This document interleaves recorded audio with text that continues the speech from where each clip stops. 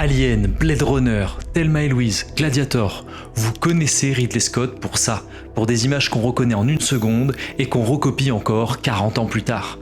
Et puis, il y a l'autre Ridley Scott, celui des 10 dernières années, celui devant lequel vous sortez de la salle en vous disant c'était pas trop mal mais il manque quand même vraiment quelque chose, la lumière paraît plate, ça va vite, ça ressemble à un Ridley Scott sans en être vraiment un. Cette impression-là, elle a une explication. Elle n'est ni mystérieuse ni sentimentale, elle est technique. En fait, il a changé de méthode. Et cette méthode est si déroutante que sur son dernier film The Dog Stars, Josh Brolin, 30 ans de plateau, les frères Cohen, Villeneuve, Thanos, il a appelé son agent au bout d'une seule journée de tournage pour lui dire mot pour mot « Je veux partir, quelque chose ne va pas du tout ici, je dois me tirer d'ici immédiatement ». Alors qu'est-ce qui s'est passé? Je vais vous parler de l'industrialisation du cinéma de Ridley Scott et comment on passe de Blade Runner à ça.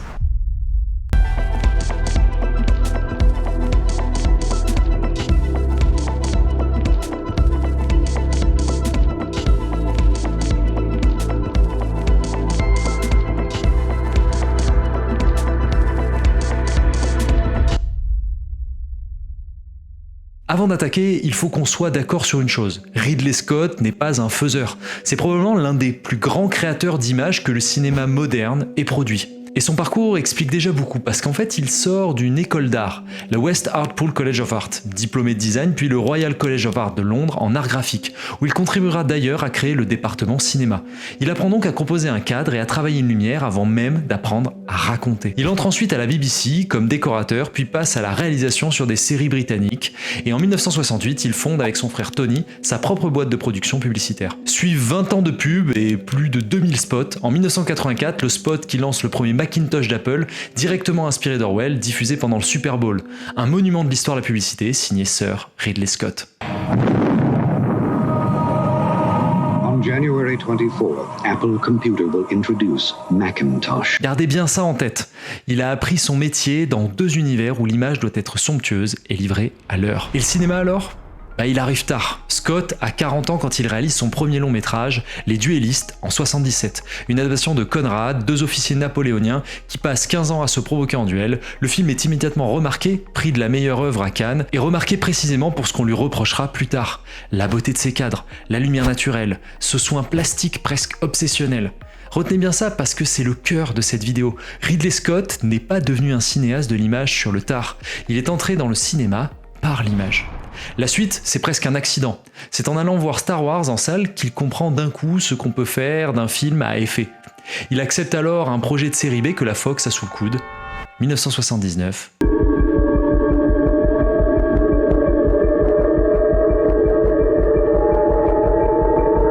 Un huis clos spatial qui invente une esthétique entière, le vaisseau sale, industriel, mal éclairé, où la science-fiction cesse d'être blanche et lisse pour devenir moite et organique. 3 ans plus tard, Blade Runner, la pluie, les néons, la fumée, cette ville verticale et noyée que tout le monde recopie encore. Ajoutez Thelma et Louise, Gladiator et son Oscar du meilleur film, ou La chute du faucon noir. Bon, on a compris que c'est un réalisateur très important. Et le plus fou, c'est que ça n'appartient pas au passé. Aujourd'hui encore, quand un nouveau Ridley Scott est annoncé, ça compte. Il reste l'un des derniers noms de réalisateurs capables à eux seuls de faire déplacer des gens en salle. Et c'est exactement pour ça que la suite fait mal.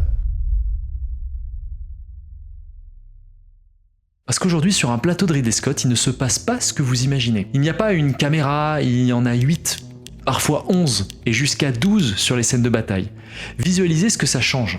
Sur un tournage classique, on filme morceau par morceau. Le plan large, puis on déplace la caméra, on refait la lumière, on tourne le champ, le contre-champ, les gros plans. Chaque plan est une décision séparée, éclairée séparément, jouée séparément. Et chez Scott, tout arrive en même temps. Une seule prise donne le large, le champ, le contre-champ et les inserts. Le découpage n'est plus une suite de choix, c'est en fait une grande récolte. Sauf que ce n'est pas comme ça qu'il a tourné Alien ni Blade Runner.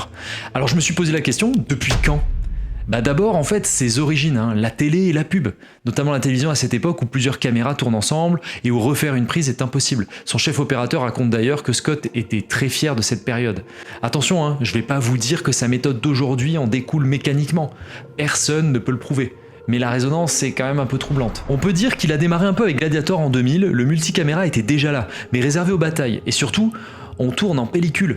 Mais la pellicule, ça coûte hyper cher à faire défiler. Chaque caméra tourne dans le vide, brûle littéralement de l'argent. C'est un frein mécanique. Ensuite, il y a eu American Gangster en 2007. La méthode déborde, elle quitte finalement l'action et elle commence à s'installer dans les dialogues. Le chef opérateur, Harris Savid, n'aime pas du tout ça. Et retenez bien ce titre parce que c'est précisément le film sur lequel Josh Brolin avait déjà travaillé avec Scott. 18 ans plus tard, en fait, il va pas découvrir le système.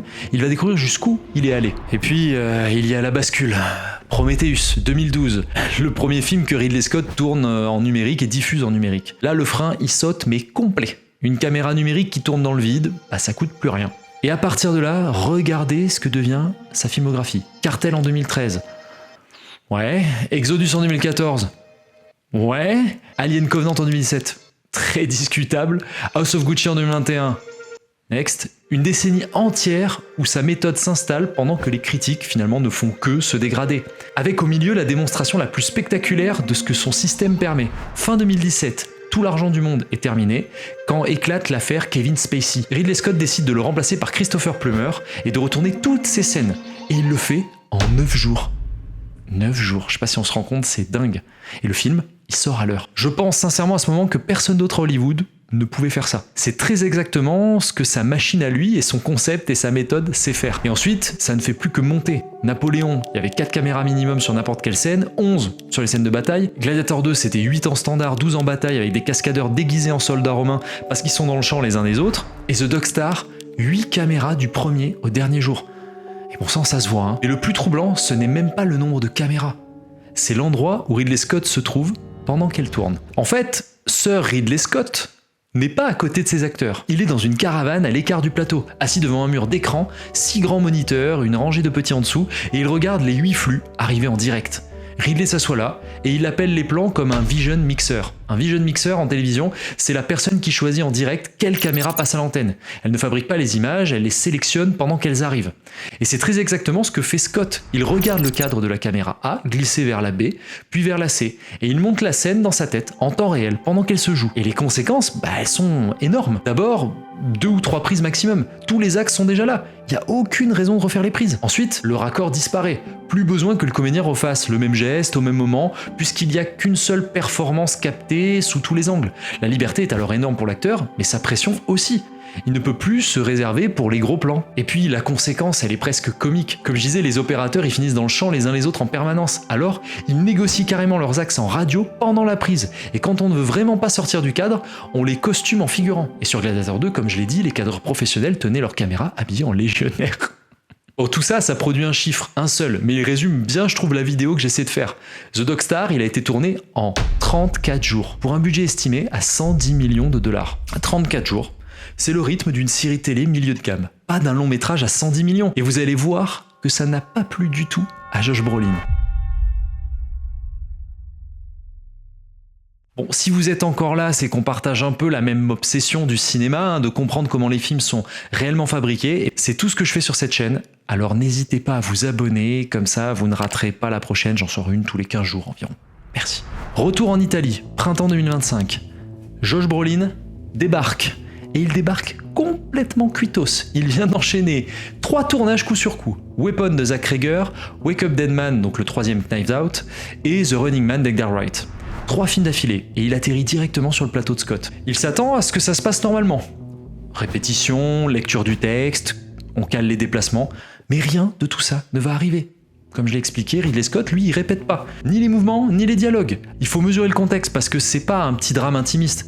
Le film, il implique des armes, de la pyrotechnie, des cascades aériennes, et Brolin, il doit donc jouer des scènes physiquement dangereuses, sans préparation, sans consigne. Enfin, c'est un réalisateur qui n'est même pas sur le plateau, faut imaginer la situation. Sa réaction, il l'a raconté au magazine Empire. Ridley parlait beaucoup, dit-il, il ne répétait pas. Ça l'a perturbé, et il a vraiment eu peur. Il quitte le plateau le soir même, il appelle son agent et il lui dit ça. Je veux partir là, quelque chose ne va pas du tout, je dois me tirer d'ici, immédiatement. L'agent, qui est aussi un ami proche de Josh Brolin, lui répond d'aller dormir.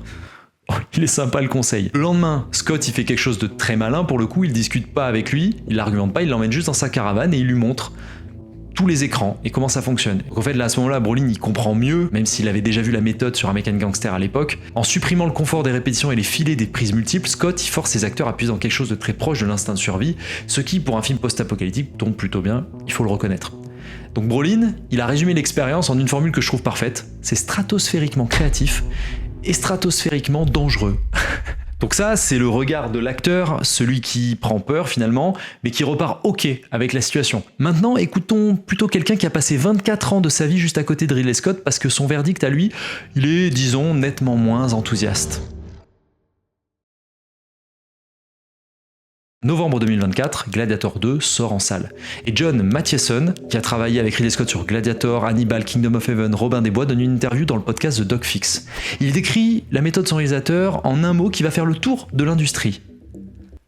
Paresseuse. Et sa critique est purement technique. C'est là qu'on comprend vraiment que le système coûte à l'image en fait. Premier point, la lumière. Un chef opérateur ne peut pas éclairer depuis un angle. Or, si 10 caméras filment à 360 degrés, chaque projecteur directionnel sera vu par l'une d'elles. Chaque ombre de perche apparaîtra quelque part, seule solution, éclairer de partout, doucement, la lumière devient globale, diffuse, plate. Et le clair-obscur, le reflet, la profondeur, c'est-à-dire précisément ce qui avait fait la signature de Ridley Scott, devient techniquement impossible. Deuxième point, un peu plus brutal, les erreurs qu'on laisse passer. Comme j'ai dit, les micros dans le cadre, les caméras visibles, les ombres des perches, et la réponse devenue systématique face aux objections, on nettoie ça en post-production. Et Mathieson, il compare le tournage à un passage au supermarché où en fait on jetterait tout dans le caddie en se disant qu'on triera en rentrant. Voilà, c'est dire que la méthode est pas très appréciée. Bon, sauf que l'histoire va pas s'arrêter là parce que Mathieson, il va se rétracter quelques jours plus tard et il va dire en interview, en disant que les phrases ont été sorties de son contexte, etc. En attendant, rien n'a été contredit sur les méthodes de Ridley Scott. Il a mis fin à 24 années de collaboration après les déclarations de Mathieson, en déclarant qu'il avait peut-être bu quelques verres de trop au micro et qu'il ne retravaillerait plus jamais avec lui. Ce qui confirme un peu que dans ses dires, il y avait du vrai. Mais alors avec tout ce qu'on vient de voir, moi je me pose toujours cette question, pourquoi un homme qui n'a plus rien à prouver dans sa carrière, il travaille comme ça? Il y a un élément assez évident, mais l'âge d'abord. Ce serait malhonnête de faire semblant que ça compte pas en fait. À 88 ans, on ne tient pas 14 heures debout sur un plateau. Un système qui permet de diriger assis depuis une caravane en captant tout d'un coup, c'est aussi un système qui rend le tournage physiquement tenable. Mais ça n'excuse en rien ce qu'on voit à l'écran. Mais ça explique une partie de ses choix. Il y a ensuite la logique industrielle. Parce que Scott, en fait, il gère plus une filmographie depuis quelques années. Il gère un plan de charge. Début 2025, il bloque un désaccord financier avec Paramount sur son biopic pour les Bee Gees, mais il ne négocie pas. Il passe au projet suivant. The Dog Star entre en production quelques semaines. Paul Mescal, initialement prévu par tourner les Beatles chez Sam Mendes. Bon, qu'est-ce qu'on fait? Ce sera Jacob Elordi, c'est pas grave. Et à côté, il annonce encore un western, une fresque sur la Première Guerre mondiale, un Gladiator 3 et un film de pirates. Maintenant, le résultat. Depuis Prometheus en 2012, une dizaine de longs métrages, ce qui tient vraiment debout, c'est Seul sur Mars, Tout l'argent du monde, The Last Duel. Le reste va du dispensable au franchement raté. Ce n'est donc pas un bon film de temps en temps, c'est 4 ou 5 films oubliables pour une exception. Et je vous dois le contre-argument, parce qu'il est solide. Le film le mieux reçu de toute cette période, The Last Duel, est justement celui que personne n'est allé voir. Alors à quoi bon ralentir si prendre son temps ne ramène personne en salle? Oui, sauf qu'il existe une autre trajectoire. Et elle vient d'ailleurs de se terminer sous nos yeux. Clint Eastwood, même génération, même réputation de vitesse, il tourne en une prise, il déteste répéter, il rend ses films sous budget et en avance. Lui aussi a connu une décennie 2010 en dents de scie, c'est le moins qu'on puisse dire. Et lui aussi affirmait il y a un an à peine que certains réalisateurs perdaient leur talent avec l'âge, mais que lui n'en faisait pas partie. Il n'était pas super objectif non plus. Sauf qu'Eastwood, lui, il s'est arrêté, sans communiquer, sans tourner d'adieu. En juin dernier, c'est son fils Kyle qui l'a confirmé au détour d'une interview à France 3. À 96 ans, il est à la retraite. Et son dernier film, Juré numéro 2, est un bon film. En gros, il a fini sur un bon film. C'est peut-être ça, je pense, la vraie différence. Pas le talent. Scott en a toujours eu plus que la plupart. Et ça m'étonne non plus. Le multicaméra, c'est pas un crime. C'est un outil qui produit exactement ce qu'on lui demande. Le problème, c'est ce qu'on lui demande ça depuis 10 ans. Et le fait que plus personne autour de Ridley Scott ne semble en mesure de lui dire la vérité. The Dog Star sort cette semaine. Et Scott a déclaré que c'était peut-être son meilleur film. Il avait dit exactement la même chose de Napoléon et de Gladiator 2. Alors je vais être honnête avec vous, et ça va me coûter un petit peu. J'ai une petite dette envers Ridley Scott, car comme beaucoup d'entre vous, j'ai appris à regarder des films avec les siens. Le couloir du Nostromo, la pluie sur les néons de Los Angeles, le sable qui coule entre les doigts d'un général romain. Il m'a donné des images que je n'oublierai pas. Et rien de ce que je viens de raconter n'efface cela. Mais le plasticien qui a fabriqué ces images-là et l'industriel qui livre un film par an aujourd'hui ne font plus vraiment le même métier. Et The Dog Star n'inverse pas la tendance, je vous le dis. Encore un film qui va passer à la trappe et qu'on aura oublié dans les 6 prochains mois. Et c'est presque pire qu'un grand naufrage, parce qu'au moins ça se discute encore 20 ans après. Ici, on aura juste oublié. Alors oui, j'aimerais qu'il arrête. Pas parce qu'il est vieux, Parce que le cinéaste que j'admire mérite une meilleure dernière ligne que celle que l'industriel est en train de lui écrire. Bon, et vous préférez quoi au fond? Un Ridley Scott qui sort un film par an dont 1 sur 5 sera peut-être bon, ou un Ridley Scott qui n'en sort plus qu'un tous les 4 ans, mais qui prend le temps de l'éclairer? Alors surtout dites-moi tout ça en commentaire, c'est quoi le dernier Ridley Scott qui vous a vraiment séduit? Le dernier que vous rangez sans hésiter parmi les grands films? Je suis curieux de voir jusqu'où il va vous faire remonter, à mon avis ça n'ira pas au-delà de ce que je vous ai dit. Et sur ce, je vous dis à la fois prochaine, derrière l'écran. Salut!